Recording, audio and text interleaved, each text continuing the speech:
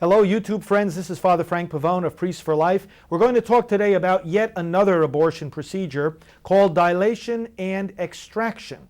Now, I've talked to you about the dismemberment procedure, the suction procedure, as well as the prostaglandin abortion. Today's procedure is even more horrifying because it uses the birth process itself as the method of killing. What is known as partial birth abortion in technical legal language is a version of this procedure. So the partial birth abortion has actually been banned by Congress. That was signed into law in 2003 and just last year upheld by the Supreme Court. So a particular version of what we're about to describe to you is now illegal in the United States of America, but not every version of what we're about to tell you is in fact illegal. In fact, there are still battles going on in various states. Most recently, for example, in Michigan, where the governor vetoed a ban on the type of procedure we are about to describe. Now, this procedure is so unbelievable that some of you who are viewers are going to say, this cannot possibly be happening. Father Frank must be making this up. And that's why I have a few papers in my hand that I want to point out. First, the medical paper by Dr. Martin Haskell, given in September of 1992 to a gathering of the National Abortion Federation in Dallas, Texas, in which he describes how to do a version of this procedure. Then we have the Act of Congress banning this particular procedure, or one variety of it anyway. And then we have two decisions of the United States Supreme Court in regard to the procedure that I'm about to describe to you.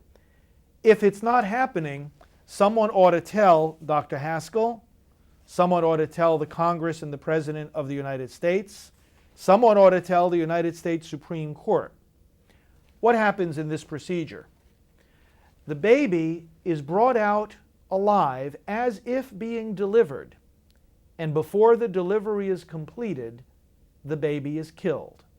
I want you to actually listen to abortionist Martin Haskell describing this procedure to a group of abortionists. And then I'm going to have you listen to another clip in which you will actually hear the abortion machine in the background, and after it finishes sucking the brains out of the baby, the abortionists who are gathered watching it actually applaud. Let's listen and see for ourselves. The fetus is oriented dorsum or spine up. At this point, the right-handed surgeon, slides the fingers of the left hand along the back of the fetus and hooks the shoulders of the fetus with the index and ring fingers. Next, he slides the tip of the middle finger along the spine towards the skull while applying traction to the shoulders and the lower extremities. The middle finger lifts and pushes the cervix out of the way. While maintaining this tension, the surgeon then takes a pair of blunt, curved Metzenbaum scissors in the right hand. He carefully advances the tip curved down along the spine and under the middle finger until he feels it contact the base of the skull, under the tip of the middle finger. Reassessing the proper placement of the closed scissors tip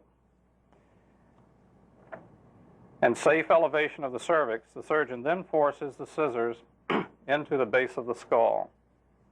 He spreads the scissors to enlarge the opening.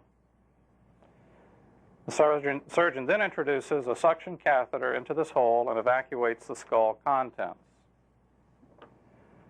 With the catheter still in place, he applies traction to the fetus